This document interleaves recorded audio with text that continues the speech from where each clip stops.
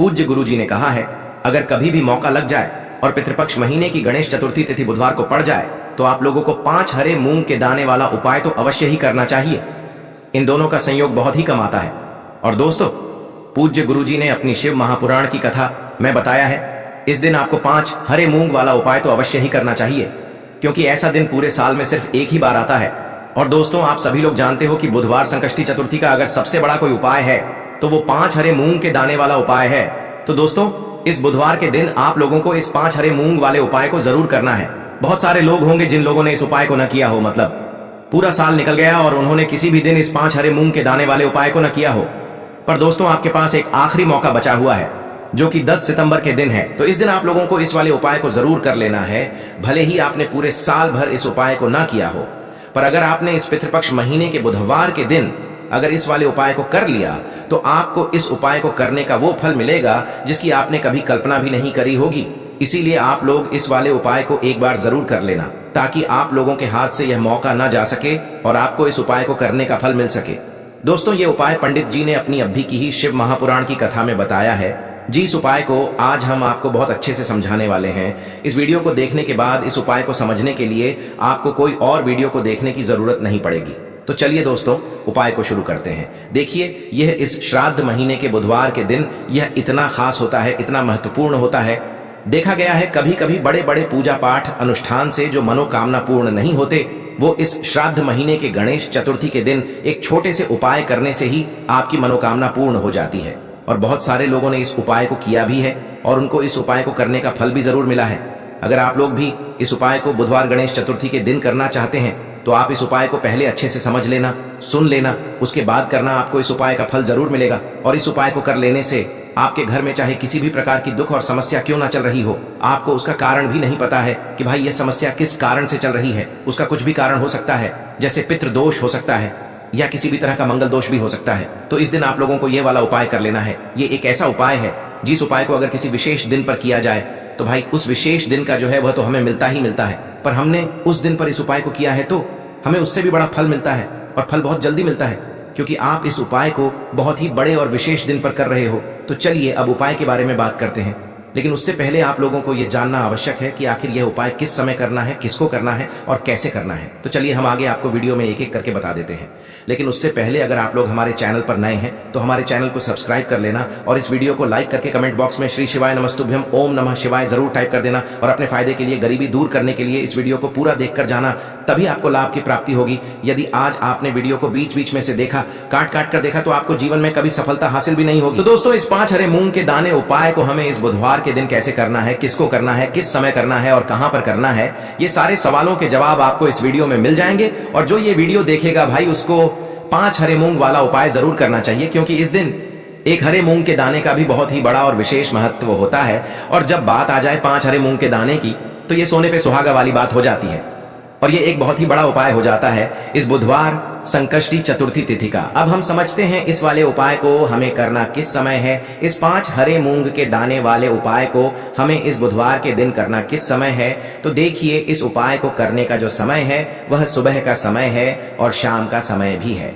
अब देखिए, यहाँ पर हम मुख्य रूप से सुबह का समय नहीं बोलेंगे, क्योंकि 10 सितंबर बुधवार गणेश चतुर्थी का दिन है और इस दिन प्रदोष काल के समय का बहुत महत्व होता है।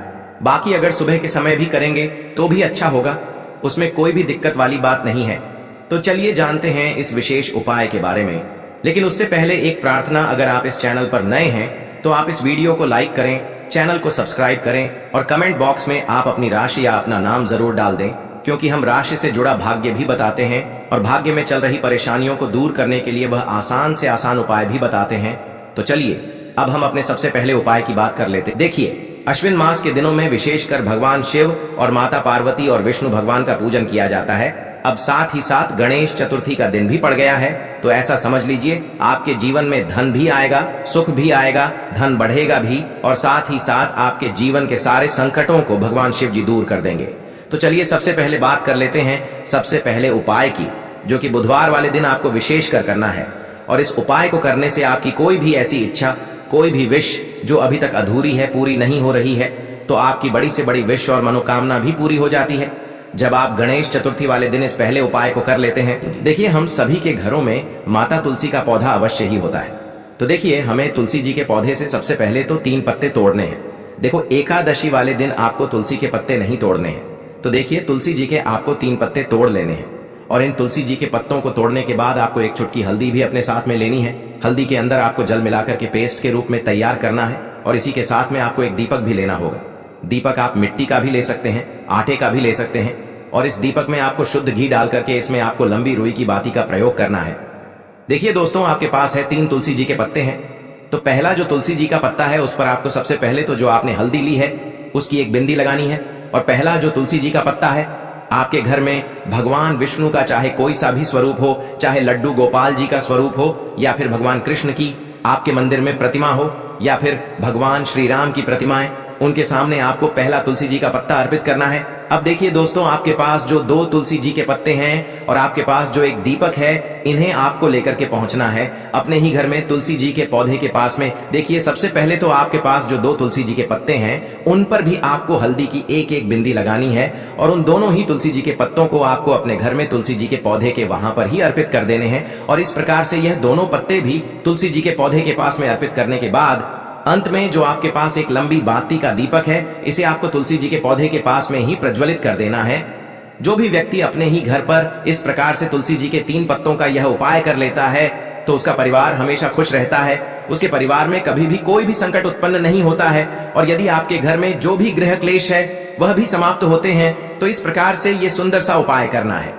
अब बात करते हैं अगले उपाय की। देखो, यदि आपके जीवन में आर्थिक संकट बहुत अधिक हो रहे हैं, धन की समस्या लगातार जीवन में बनी हुई है, एक रुपयों को प्राप्त करने के लिए आपको बहुत अधिक मेहनत कर रहे हैं, तो आज रात्रि में सोने से पहले आपको हो यह एक चमत्कारी दीपक का उपाय अवश्य करना है। या फिर यदि आपका जो व्यापार है, बिजनेस है, दुकान है, वह अच्छे से नहीं चल पा रही है, तो आज रात्रि में इस विशेष दीपक का उपाय आपको अवश्य करना चाहिए। देखो दोस्तों, दीपक हमारे घर में सभी नकारात्मक शक्ति को बाहर करता है। यह उपाय आपको साल में केवल एक बार करने का ही मौका मिलता है। देखिए, इस उपाय के लिए आपको तुलसी जी की जो सूखी लकड़ी होती है उसे ले लेना है। देखिए दोस्तों, यदि आपके पास पुरानी तुलसी जी की लकड़ी है तो उसे आप ले सकते हैं और यदि आपके घर में तुलसी जी जो लकड़ी है वह सूखी हुई है तो उसकी लकड़ी आप तोड़ करके इस्तेमाल कर सकते हैं। लेकिन आपको ध्यान रखना है कि सूर्यास्त से पहले पहले ही आपको यह जो तुलसी जी की लकड़ी है इससे अवश्य ही तोड़ लेना है। तो इस उपाय के लिए आपको सबसे पहले तो एक मिट्टी का दीपक लेना होगा, चाहे तो आटे का दीपक भी ले सके, क्योंकि आटे का दीपक सभी दीपक में सर्वोत्तम माना गया है। इस दीपक के अंदर आपको शुद्ध घी का प्रयोग करना होगा और इससे दीपक के अंदर आपने जो तुलसी जी की लकड़ी ली है उसे भी रख देना है। लेकिन ये जो तुलसी जी की लकड़ी है इसमें आपको चारों तरफ अच्छे से घी लगा लेना है। देखिए, गुरुजी ने बताया है कि जो तुलसी जी की लकड़ी है यदि आप उपाय करते हैं और बहुत ही शीघ्रता से जल जाती है तो इसके लिए आपको एक कार्य करना है। आपको थोड़ी सी रुई ले लेनी है और उस रुई को आपने जो तुलसी जी की लकड़ी ली है उस पर अच्छे से चारों तरफ लपेट देनी है। तुलसी जी की लकड़ी के ऊपर रुई लपेटने के बाद इसे आपको पूरा घी के अंदर डुबो लेना है। अब इसे आपको बाती के रूप में प्रयोग करना है। अब दोस्तों, इस दीपक को आपको प्रज्वलित कहाँ करना है? तो इस दीपक को आपको या तो भगवान विष्णु के सामने प्रज्वलित करना होगा या फिर आपको भगवान श्री राम के सामने प्रज्वलित करना होगा या फिर भगवान कृष्ण के सामने, यानी कि भगवान विष्णु के जो भी अवतार हैं उनके सामने आप ये दीपक प्रज्वलित कर सकते हैं। या फिर आप इस दीपक को माता तुलसी जी के सामने भी प्रज्वलित कर सकते हैं। पूज्य गुरु जी ने बताया है कि जो भी व्यक्ति इस प्रकार से तुलसी जी की डंडी से यह दीपदान कर देता है उसके जीवन में कभी भी धन की समस्या नहीं होती है। इसीलिए आपको यह पूरे साल में केवल एक बार ही मौका मिलता है। इस उपाय को करके देखना, आपकी सभी इच्छाएं जरूर पूर्ण होंगी। यह जो उपाय है रात्रि में सोने से पहले करना है। यह उपाय आपके लिए सर्वश्रेष्ठ होने वाला है। देखिए, इस उपाय के लिए आपको मात्र 5 हरे मूंग के दाने ले लेना है। देखिए, तिथि है और ये बुधवार के दिन पड़ रही है, इसीलिए आपको 5 हरे मूंग के दाने लेना है। हरे मूंग के दाने आपको साबुत लेने हैं, खंडित नहीं होने चाहिए। इस बात का ध्यान रखें। और इसी के साथ में आपको एक तांबे के पात्र के अंदर अपने घर से शुद्ध जल ले लेना है। अब दोस्तों, इन सभी सामग्रियों को लेकर के आपको सीधे पहुंच जाना है भगवान शिव के मंदिर में। देखिए, इस उपाय को भी आप सुबह भी कर सकते हैं और शाम के समय में भी कर सकते हैं। देखिए, भगवान शिव के मंदिर में पहुंचने के बाद आपके पास जो 5 हरे मूंग हैं उनमें से पहला जो हरा मूंग है आपको शिवलिंग के सामने जो नंदी महाराज होते हैं और उनका जो पैर उठा हुआ होता है वहां पर आपको पहला हरा मूंग समर्पित कर देना है और आपको ओम नमः शिवाय इस मंत्र का जाप कर लेना है। फिर आपको दूसरा हरा मूंग लेना है और शिवलिंग पर जो श्री गणेश जी वाला स्थान होता है वहां पर आपको यह दूसरा हरा मूंग समर्पित कर देना है, यानी कि शिवलिंग के सीधे तरफ आपको ये दूसरा हरा मूंग समर्पित करना है और फिर आपको ओम नमः शिवाय या फिर श्री गणेशाय नमः इस मंत्र का जाप कर लेना है।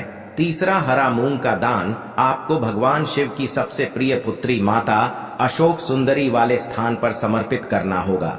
शिवलिंग की जो जलाधारी होती है, जहां से जल बह करके आता है, उसी जलाधारी के बीच में जो कहीं कहीं उठी हुई लाइन होती है सांप की आकृति के रूप में, वहीं पर आपको तीसरा हरा मूंग समर्पित करना है और फिर आपको ओम नमः शिवाय इस मंत्र का जाप कर लेना है। अब दोस्तों चौथा जो हरा मूंग है उसे आपको भगवान कार्तिकेय जी का जो स्थान होता है शिवलिंग पर, वहां पर आपको ये चौथा हरा मूंग का दाना समर्पित कर देना है और आपको ओम नमः शिवाय इस मंत्र का जाप कर लेना है। अब दोस्तों आपके पास जो पांचवा और अंतिम हरा मूंग बचा हुआ है उससे आपको उससे जल के पात्र के अंदर डाल देना है और इस हरे मूंग से युक्त जल से आपको भगवान शिव के शिवलिंग का अभिषेक कर देना है। जल आपको बिल्कुल धीरे धीरे समर्पित करते जाना है और लगातार आपको शिव महापुराण के मूल मंत्र श्री शिवाय नमस्तुभ्यम इस मंत्र का जाप करते रहना है। फिर आपको शिवलिंग के सामने बैठकर, यदि आप अपने बच्चों के लिए ये उपाय कर रहे हैं, यदि आप अपने बच्चों की बुद्धि ज्ञान और विवेक के लिए उपाय कर रहे हैं, तो उसके लिए आपको प्रार्थना कर लेनी है, या फिर व्यापार में वृद्धि करने के लिए ये उपाय कर रहे हैं तो उसकी कामना करते हुए आपको प्रार्थना कर लेनी है, या फिर अपनी नौकरी के लिए कर रहे हैं, या फिर अपने इंटरव्यू के लिए, या फिर धन की प्राप्ति के लिए कर रहे हैं। जिस भी कामना के लिए आप उपाय कर रहे हैं उसे परिपूर्ण करने के लिए आपको महादेव से प्रार्थना कर लेनी है और फिर आपको वापस अपने घर आ जाना है। पूज्य गुरु जी ने कहा है कि जो भी व्यक्ति इस उपाय को कर लेता है तो यकीन मानिए आपके जीवन की जो सारे संकट कष्ट और बाधाएं ही वो सभी समाप्त होंगे। आप दोस्तों हम जान लेते हैं चौथे चमत्कारी उपाय के बारे में, लेकिन ये उपाय विशेषकर उन लोगों को करना है जिनका व्यापार बिल्कुल भी ढंग से नहीं चल पा रहा है, या फिर जिनके घर में धन की परेशानी बहुत अधिक है, साथ ही साथ जिनका जो बुध ग्रह है वह कमजोर अवस्था में है, तो उन्हें यह उपाय करना चाहिए। बुध ग्रह को मजबूत करने के लिए आपको विशेषकर ये उपाय करना है। देखिए, इस उपाय के लिए आपको मात्र एक प्यारे सी बेलपत्र लेनी होगी। बेलपत्र जो है वह कहीं से भी खंडित नहीं होनी चाहिए। बेलपत्र यदि आपको प्राप्त नहीं हो पाती है तो आप भगवान शिव के शिवलिंग पर चढ़ी हुई बेलपत्र को पुण्य शुद्ध जल से धोकर के उपयोग कर सकते हैं। इसी के साथ में आपको मात्र एक हरा मूंग लेना है। हरा मूंग भी आपको साबुत लेना है, खंडित नहीं होना चाहिए, और इसी के साथ में आपको एक तांबे के पात्र के अंदर शुद्ध जल लेना होगा। अब देखिए, यह तीनों सामग्री लेकर के आपको सीधे पहुंचना होगा भगवान शिव के मंदिर में। यह उपाय आप सुबह से लेकर के शाम तक किसी भी समय कर सकते हैं। देखिए, सबसे पहले तो आपके पास जो एक बेलपत्र है उससे आपकी जो भी कामना है, चाहे व्यापार से जुड़ी हो, बुद्धि ज्ञान विवेक की प्राप्ति के लिए हो, आपके घर में सुख शांति को लेकर आपकी कोई काम न हो, जो भी आपकी कामना है उन्हें आपको बोलना है। और यह जो एक बेल पत्र है, सबसे पहले तो आपको माता अशोक सुंदरी वाले स्थान पर समर्पित कर देनी है। देखें, बेल पत्र की चिकनी साइड शिवलिंग से स्पर्श रहेंगी और इसकी जो डंडी है वो आपको जलाधारी की ओर रखनी है। इस प्रकार से आपको यह जो बेल पत्र है इससे माता अशोक सुंदरी वाले स्थान पर समर्पित कर देना है। अब दोस्तों, आपके पास जो एक हरा मूंग का दाना है उससे आपको आपकी जो भी कामना है उसे बोलते हुए उस हरे मूंग दाने को आपको उसे जलपात्र के अंदर डाल देना है। अब दोस्तों, ये जो हरा मूंग युक्त जल है इसे आपको समर्पित करना है। आपकी जो भी कामना है, चाहे आपका जो व्यापार है वह अच्छे से नहीं चल पा रहा है, तो इस प्रकार से आपको कामना करनी है। और यह जो हरी मूंग से युक्त जल, इसमें से थोड़ा सा जल सबसे पहले तो आपको भगवान श्री गणेश जी वाला स्थान पर समर्पित करना है। फिर थोड़ा सा जल आपको माता अशोक सुंदरी वाले स्थान पर समर्पित करना है और फिर जो अंत में थोड़ा सा जल और बचेगा उसे पूरा आपको भगवान शिव के शिवलिंग पर धीरे धीरे अर्पित कर देना है, श्री शिवाय नमस्तुभ्यम इस मंत्र का जाप करते हुए। तो इस प्रकार से आपको थोड़ा थोड़ा जल समर्पित करना है। थोड़ा सा जल आपको भगवान गणेश जी वाले स्थान पर, फिर माता अशोक सुंदरी वाले स्थान पर, फिर अंत में भगवान शिव के शिवलिंग पर अर्पित कर देना है। आपकी जो भी समस्या होगी वह विघ्नहर्ता आपकी समस्या को समाप्त जरूर करेंगे। अब हम बात कर लेते हैं तीसरे उपाय की। के लिए आपको लेना है 11 चावल के दाने। गुरु जी ने कहा है चावल के दाने खंडित नहीं लेने हैं, बिल्कुल साबुत होने चाहिए। उसके साथ में आपको लेना है एक बेलपत्र। बेलपत्र का भी एक नियम है, अगर आपके पास बेलपत्र नहीं है तो आप शिवलिंग से उठाकर उसको पुनः शुद्ध जल से धोकर इस्तेमाल कर सकते हैं। इस प्रकार आपको बेलपत्र लेना है। इसके बाद आपको एक लोटा जल लेना है। अब ये सब सामग्री लेकर आपको जाना है महादेव के मंदिर में। देखो अब आपको उत्तर साइड में खड़े हो जाना है और सबसे पहले आपको एक बेलपत्र अपने हाथ पर और 11 चावल दाने रखकर शिवलिंग के ऊपर अपना नाम और गोत्र बोलते हुए समर्पित कर देना है और ओम नमः शिवाय श्री शिवाय नमस्तुभ्यं का लगातार जाप करना है। अब आपको जो एक लोटा जल साथ में लेकर आए थे उसे धीरे धीरे बेलपत्र और चावल दाने के ठीक ऊपर आपको समर्पित करते जाना है और शिव पुराण के मूल मंत्र श्री शिवाय नमस्तुभ्यं का 11 बार जाप करना है और अपनी मनोकामना बोलते जाना है। देखो बस छोटा सा उपाय करना है, देखना एक दिन आपके सब काम बनने लग जाएंगे। गुरु जी का बहुत ही विशेष उपाय है। चलते हैं तीसरे उपाय की तरफ। को लेना है एक गोल बाती का दीपक। आप चाहें तो मिट्टी का ले सकते हैं या फिर घर से शुद्ध आटा मढ़कर उसका दीपक आप तैयार कर सकते हैं। इसके बाद आपको लेना है शुद्ध गाय का घी। अगर वो नहीं है तो कोई भी देसी घी इस्तेमाल कर सकते हैं जिससे आपको दीपक प्रज्वलित करना है। देखो अब ये सब सामग्री लेकर आपको जाना है प्रदोष काल में आपके घर पर तुलसी जी के घेरे के पास में। देखो ये उपाय तो आपको अवश्य करना है।